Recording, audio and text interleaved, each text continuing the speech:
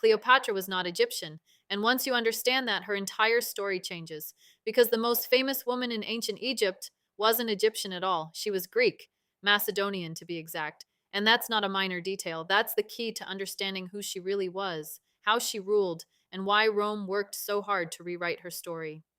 Cleopatra VII was part of the Ptolemaic dynasty, a Greek royal family that took control of Egypt after the death of Alexander the Great. When Alexander conquered Egypt in 332 BC, he didn't just take the land, he reshaped the power structure. After his death, one of his generals, Ptolemy, claimed Egypt and founded a dynasty that would rule for nearly 300 years.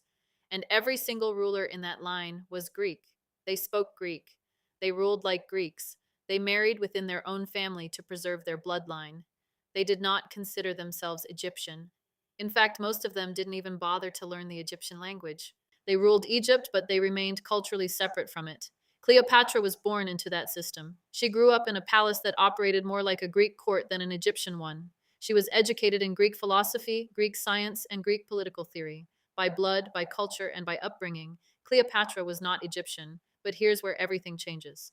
Cleopatra made a decision that none of her ancestors had made. She chose to become Egyptian. Cleopatra was the first ruler in her dynasty known to have learned the Egyptian language, not just formally, but fluently. That alone was unprecedented, but it didn't stop there. She presented herself as the living embodiment of the goddess Isis. She adopted Egyptian religious traditions. She aligned herself with Egyptian identity in a way no Ptolemaic ruler ever had. And that wasn't accidental. That was strategy. Because Cleopatra understood something that her predecessors didn't. Power in Egypt didn't just come from ruling the land, it came from being accepted by the people. For centuries, the Ptolemies ruled as outsiders.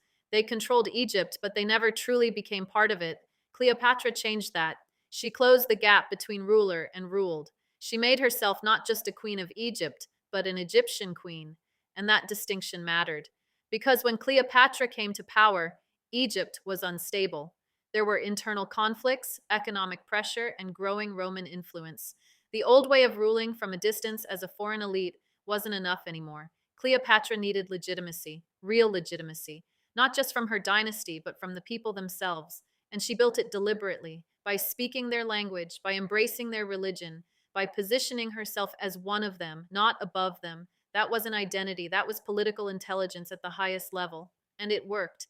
Cleopatra became something no Ptolemaic ruler had ever been. A bridge between two worlds, Greek and Egyptian, elite and native, tradition and power, and that made her stronger, more stable, more difficult to replace, but it also made her more dangerous, because now she wasn't just a queen backed by a dynasty, she was a ruler backed by a people. And Rome noticed. Rome had dealt with foreign rulers before. They had conquered kingdoms, replaced leaders, installed puppets.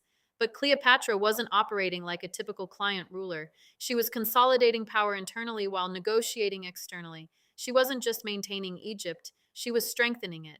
And that made her a problem, because a stable, unified Egypt under a competent ruler was not something Rome could easily control. And Cleopatra knew it. Her alliances with Julius Caesar and later Mark Antony were not about romance. They were about survival.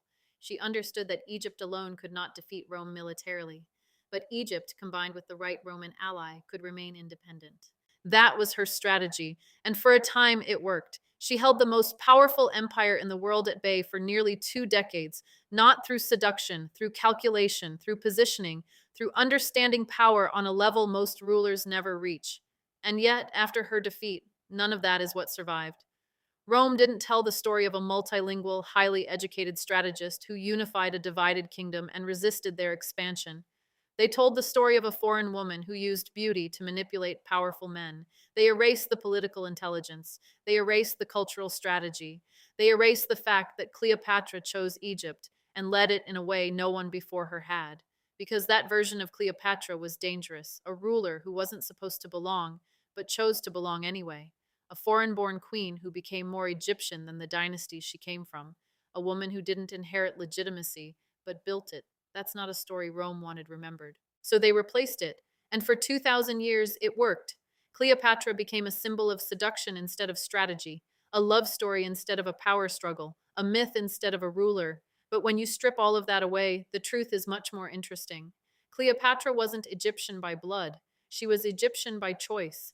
And that choice is exactly what made her one of the most effective and dangerous rulers of the ancient world. Because anyone can inherit power, but very few people understand how to earn it. And Cleopatra did both. If this changed how you see Cleopatra, subscribe, because this is only one of the stories history got completely wrong.